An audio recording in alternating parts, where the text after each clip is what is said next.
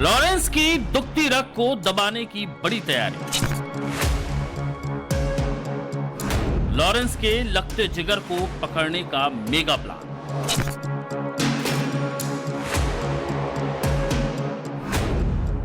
अनमोल की गिरफ्तारी का खिंच गया खाका।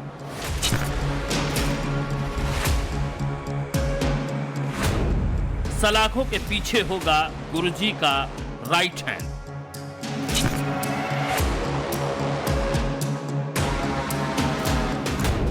अमेरिका से भारत लाया जाएगा लॉरेंस का भाई। 10 लाख के इनामी अनमोल पर कसा शिकंजा।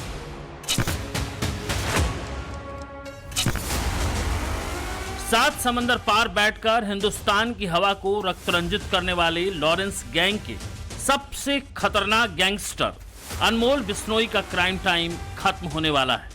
हिंदुस्तान से हजारों किलोमीटर दूर बैठकर फिरौती और टारगेट किलिंग को अंजाम तक पहुंचाने वाले अनमोल की आजादी अब खत्म होने वाली है। जैसे जैसे अनमोल पर कसते शिकंजे की खबरें गुजरात की साबरमती जेल तक पहुंच रही हैं, वैसे वैसे पुरानी जेल के 10वें नंबर के बैरक में बैठे लॉरेंस की बेचैनी बढ़ती जा रही है, क्योंकि अनमोल सिर्फ लॉरेंस का छोटा भाई नहीं बल्कि उसके दिल के सबसे करीब है। अनमोल पर आने वाली कोई भी आंच लॉरेंस के लिए असहनीय है। अपराध की दुनिया में कदम रखने के पहले दिन से ही लॉरेंस अनमोल के लिए बेहद संवेदनशील रहा है। जब सिद्धू मूसेवाले की हत्या की प्लानिंग हो रही थी, तब लॉरेंस ने सबसे पहले अपनी गैंग के अनमोल को सेव करने की जो बात है उसका आदेश दिया था। सिद्धू मूसेवाले की हत्या के कुछ दिन पहले ही फर्जी पासपोर्ट के जरिए लॉरेंस ने अनमोल को देश से बाहर अमेरिका भिजवा दिया था और जब अनमोल सुरक्षित अमेरिका पहुंच गया था, तब 29 मई 2022 को लॉरेंस सिद्धू मूसेवाले की हत्या को अंजाम दिया था। लेकिन अब भारतीय सुरक्षा एजेंसियों ने लॉरेंस के भाई को अमेरिका से इंडिया लाने का प्लान बना लिया है। खबर है कि अनमोल के प्रत्यर्पण की कोशिशें तेज हो गई हैं। अनमोल के अमेरिका में होने की पुख्ता खबर है। अमेरिकी अधिकारियों से सुरक्षा एजेंसियों को ये जानकारी मिली है, जिसके बाद मुंबई पुलिस ने गृह मंत्रालय को प्रत्यर्पण का प्रस्ताव भेजा है। प्रत्यर्पण के इस प्रस्ताव को विदेश मंत्रालय भेजा जाएगा। इस बार फिर से जो भी उन्होंने अपडेट कर दी इन्फॉर्मेशन, उसके बाद में जो ऑफेंसेस हुए जहां उसका नाम आया, जैसे बाबा सिद्दीकी का मर्डर है, सलमान खान के घर की फायरिंग है, कुछ और किस्से जो नॉर्थ इंडिया में कुछ ऐसे किस्से हुए, एक पेट्रोल पंप वाले को धमकाया गया, एक फर्नीचर के स्टोर वाले को धमकाया गया वसूली के लिए। तो इस तरह के ऑफेंसेस में जो भी अब नए ऑफेंसेस उसके खिलाफ में दाखिल हुए हैं, उनकी सबकी जानकारी लगा के एक नया डोजियर अपडेट किया गया है, जिसको अभी गृह मंत्रालय को भेजा गया है। दरअसल पिछले साल ही मुंबई पुलिस की अपराध शाखा ने विशेष महाराष्ट्र संगठित अपराध नियंत्रण अधिनियम यानी मको का अदालत में अनमोल के खिलाफ याचिका दायर कर कहा था कि वो अनमोल के प्रत्यर्पण की प्रक्रिया शुरू करना चाहती है। तब से ये मामला पेंडिंग था, लेकिन अब विशेष अदालत ने मुंबई पुलिस को इसकी परमिशन दे दी है। इसके पीछे की वजह भी है क्योंकि बीते कुछ महीनों में अनमोल बिश्नोई के नाम गुनाहों की फहरिस्त कुछ ज्यादा ही लंबी हो चली थी। सलमान खान के घर पर फायरिंग के मामले में अनमोल बिश्नोई वांछित है। अनमोल के साथ साथ इस मामले में लॉरेंस का भी नाम शामिल है। उसके बाद बाबा सिद्दीकी की हत्या के मामले में तो अनमोल बिश्नोई मास्टरमाइंड के तौर पर सामने आया है। पुलिस सूत्रों के मुताबिक लुधियाना से गिरफ्तार सुजीत सिंह का सीधा संपर्क अनमोल बिश्नोई से सामने आया है। सुजीत सिंह को ही अनमोल बिश्नोई ने बाबा सिद्दीकी की हत्या करने की साजिश रचने की जिम्मेदारी दी थी। सुजीत लंबे समय से जिशान अख्तर के संपर्क में था। सुजीत ने ही नितिन सप्रे और राम कनौजिया को कुछ महीने पहले फेसबुक के जरिए जोड़ा था। सुजीत ने इन सभी को हत्या की साजिश में शामिल किया। बाबा सिद्दीकी के घर और ऑफिस की रेकी भी करवाई। सुजीत ने अपनी असली पहचान छुपाकर खुद को बब्बू सिंह के नाम से अपने साथियों को परिचित कराया था। बाबा सिद्दीकी की हत्या के लिए जरूरी हथियार भी अनमोल ने ही मुहैया कराया था, जिसमें तुर्की निर्मित टिसास पिस्टल और ग्लॉक हथियार शामिल थे। इसके अलावा अनमोल पर 18 मामले दर्ज हैं, जिसमें सिद्धू मूसेवाला की हत्या का मामला भी शामिल है। इसके अलावा कई हाई प्रोफाइल केस में अनमोल वांटेड है। यही वजह है कि आज की तारीख में एनआईए की मोस्ट वांटेड लिस्ट में अनमोल का नाम सबसे ऊपर है और उसकी गिरफ्तारी के लिए एनआईए ने अनमोल पर 10 लाख का इनाम भी घोषित किया है। 10 लाख का इनामी अनमोल लॉरेंस गैंग का अहम मोहरा है, क्योंकि जिस लॉरेंस बिश्नोई के दम पर गैंग चल रहा है वो लॉरेंस तो साल 2015 से जेल की सलाखों में कैद है।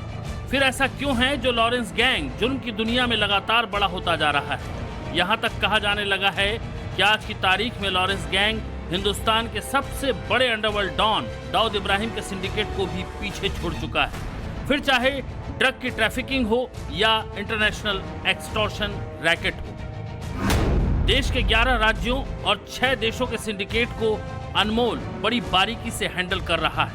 यही वजह है कि एनआईए के निशाने पर अब अनमोल सबसे पहले है। अगर अनमोल गिरफ्त में आ गया तो लॉरेंस गैंग का इकोसिस्टम हिल जाएगा, क्योंकि साबरमती जेल में बैठकर लॉरेंस ज्यादा कुछ नहीं कर पाता। उसके प्लान को एग्जीक्यूट करने की जिम्मेदारी अनमोल के पास ही है। अपराध की दुनिया में गैंग का नाम हो और गैंग बड़ा हो, इसकी जिम्मेदारी भी अनमोल के पास ही है और वो विदेश में बैठकर अपनी जिम्मेदारी बखूबी निभा रहा है।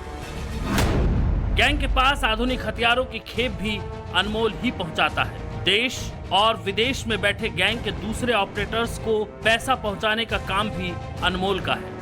टारगेट ऑपरेशन में लॉजिस्टिक, वाहन, खानपान और रैकी के तमाम खर्च अनमोल हैंडल करता है। गैंग के सदस्यों पर केस लगने की सूरत में कानूनी पैरवी के लिए वकीलों से संपर्क और गैंग के सदस्यों के परिवार की आर्थिक मदद का जिम्मा भी अनमोल ही संभालता है।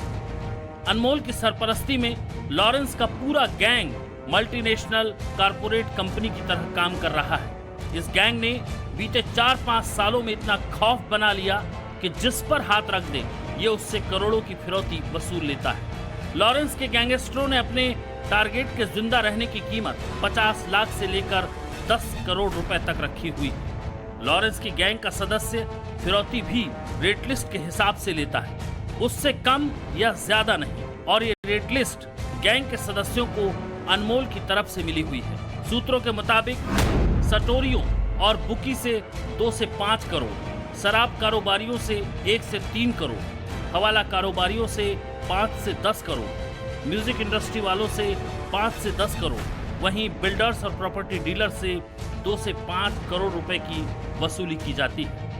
सुरक्षा एजेंसियों के सूत्रों के मुताबिक लॉरेंस की क्राइम कंपनी अवैध वसूली से कमाने वाले इन करोड़ों रुपए को हवाला के जरिए विदेशों में रूट कर रही है, जहां से गैंग के बाकी सदस्य गैंग को इंटरनेशनल लेवल पर और मजबूत करने के लिए तैयार हो रहे हैं। इसके अलावा काली कमाई के इन पैसों को मल्टीप्लाई करने के लिए लॉरेंस ने विदेश में गोल्डी बराड़ के साथ मिलकर ट्रैवल एजेंसी में काफी पैसा इन्वेस्ट भी कर रखा है और इसका सारा हिसाब किताब अनमोल हैंडल करता है। यही वजह है कि अनमोल लॉरेंस गैंग की नब्ज बन चुका है और सुरक्षा एजेंसियां अनमोल के जरिए गैंग की कमर तोड़ने की फिराक में है। गैंग का बहुत ही प्रमुख मेंबर है, गैंग चलाता है, इसलिए अगर वो पकड़ा गया, एनआईए के हाथ लग गया या किसी भी पुलिस फोर्स के हाथ लग गया तो ये हमारे लिए बहुत बड़ी कामयाबी होगी और उस गैंग का पूरा वर्चस्व खत्म करने में काफी मदद मिलेगी। उसके यहाँ के कौन, जैसे मैंने कहा, सूत्रधार है वो, लेकिन उसको यहाँ कौन लोग सपोर्ट करते हैं, चाहे वो एस्टेब्लिशमेंट में हो चाहे बाहर हो, प्राइवेट लोग हों, उसको वेपन्स कहाँ से आते हैं, सोफिस्टिकेटेड वेपन्स लेके आते हैं वो लोग बाहर से, फॉरेन से, जर्मनी के वेपन्स हैं, रशियन वेपन्स हैं उनके पास, तो ऐसे वेपन्स उनके पास कहाँ से आते हैं। तो इसलिए ऐसे व्यक्ति का पकड़ा जाना हमारी एजेंसीज के लिए एक बहुत बड़ी उपलब्धि होगी। अपने छोटे भाई पर कसते शिकंजे की वजह से जेल की सलाखों में कैद डॉन लॉरेंस बहुत बेचैन है। लॉरेंस को इस बात का पछतावा हो रहा है कि उसका भाई अनमोल उसके चक्कर में जेल चला गया।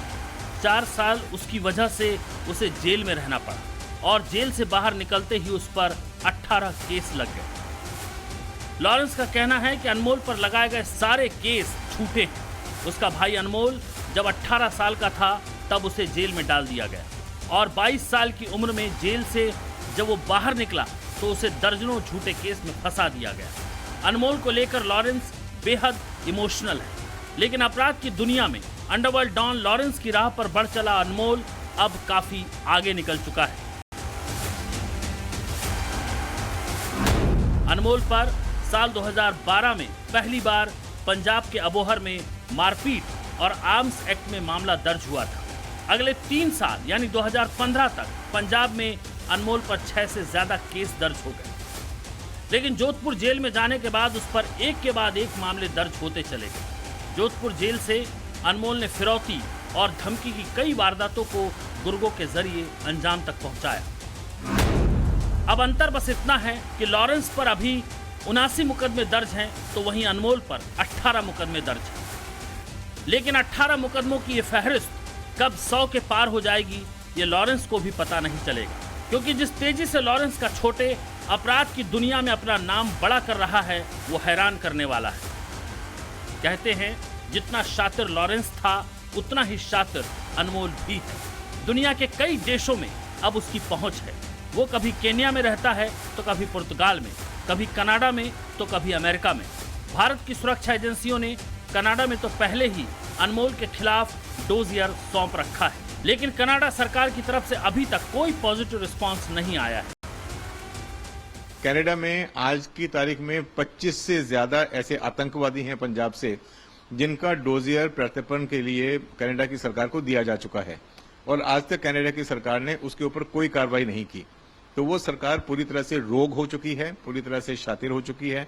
इसलिए इसका भी अगर डोजियर चला जाएगा तो इसको रिपैट्रिएट किया जाएगा, इसके बारे में मुझे विश्वास नहीं हो रहा, क्योंकि वहां की सरकार बिल्कुल ही दूसरे एंगल पे जा रही है। कनाडा से तो उम्मीद कम है, लेकिन फिलहाल सुरक्षा एजेंसियों की निगाहें अमेरिका के इनपुट पर है। अगर अनमोल गिरफ्त में आ गया तो देश के लिए बड़ी राहत होगी, क्योंकि जिस तरह से लॉरेंस गैंग ने आतंक मचाया है और लोगों में खौफ बनाया है, उससे निजात पाने के लिए इस गैंग के मास्टरमाइंड अनमोल का सलाखों के पीछे आना बेहद जरूरी है। ब्यूरो रिपोर्ट, टाइम्स नाउ, नव भारत।